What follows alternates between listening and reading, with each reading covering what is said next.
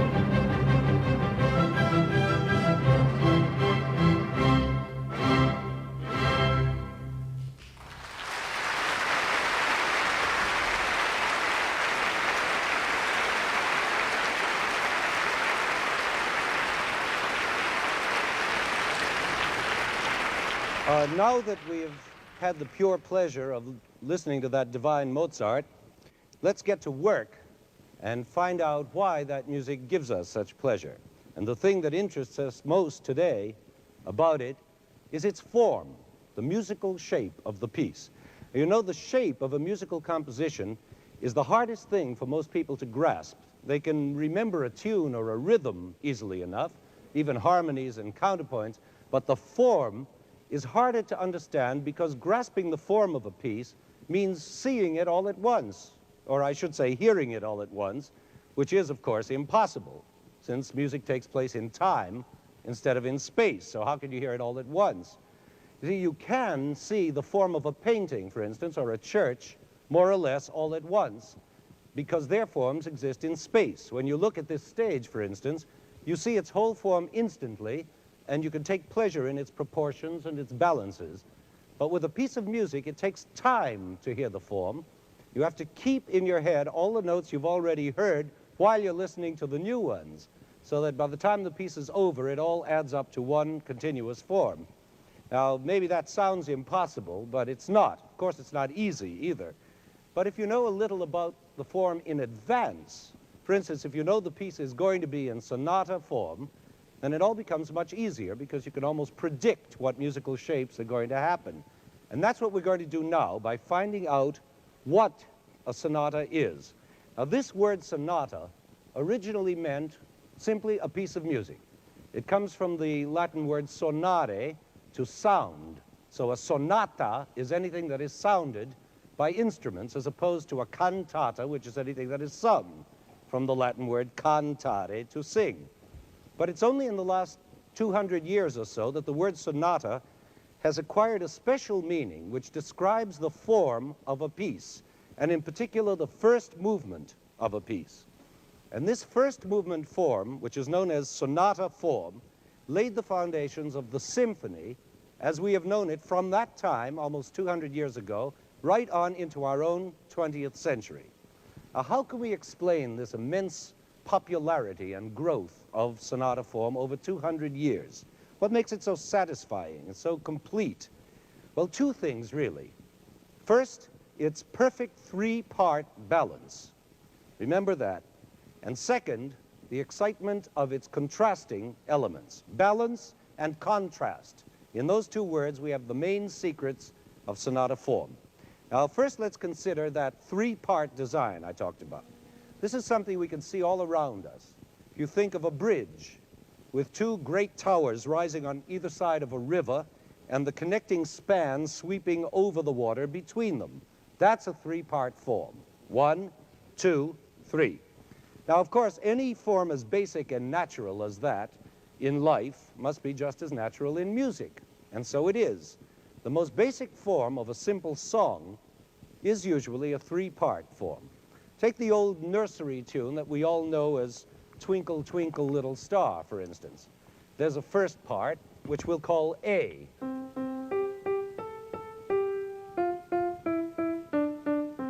That's A. Then comes a middle part, which we'll call B.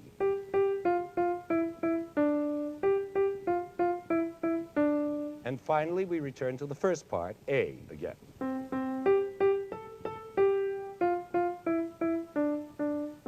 And the song is over. Now, that's a clear, exact three-part form, A, B, A. Now let's see how this simple little construction grows in size when it's used in a slightly larger song form, say a modern popular song. In fact, most pop tunes stick to this ABA pattern very strictly. The only difference here, and this is important as you'll see later, is that usually the first A section is repeated right away before the B section comes, so that the pattern is really A-A-B-A instead of just ABA. But it's still made out of those same three parts, ABA, only the first part is played twice in a row. That's not hard. Let's take a pop tune. In fact, let's take a typical Beatles tune and see what happens. Here first there's an A section. I give her all my love, that's all I do. And if you saw my love, You'd love her too. I love her. That's A, all right? That's once. Now what happens? That A section is repeated exactly the same. She gives me everything, and tenderly, and so on, right down to, and I love her. That's the end of the repeated A section, right? Right. Now comes the contrasting B section. A love like ours could never die. I think that's how it goes.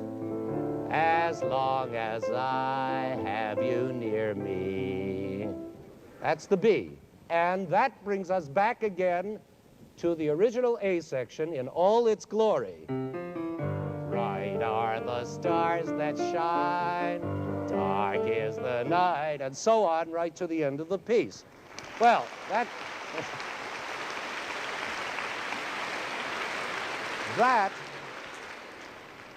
that represents a small step forward from Twinkle, Twinkle, Little Star. It's small, but it's a step, because it's grown in size, and it has that extra deluxe feature, the repeat of the first A section, which Twinkle, Twinkle does not have. Now, let's follow the growth of a three-part song even farther, as it expands into a big operatic aria. For example, the famous aria from Carmen that is sung by the other woman of the opera, Micaela. Now, this is a little more sophisticated, let's say. It doesn't break up quite so neatly into an exact ABA, but I'm sure you'll be able to follow its three parts just as easily as the Beatles song. There's a sweet lyrical first part, and a more excited dramatic middle part, and then the return again to the quiet first part. And here to sing it for us is Miss Veronica Tyler, who made her television debut on one of our young performers concerts just a few years ago. We're delighted to have her back with us again, singing Micaela's aria from Carmen.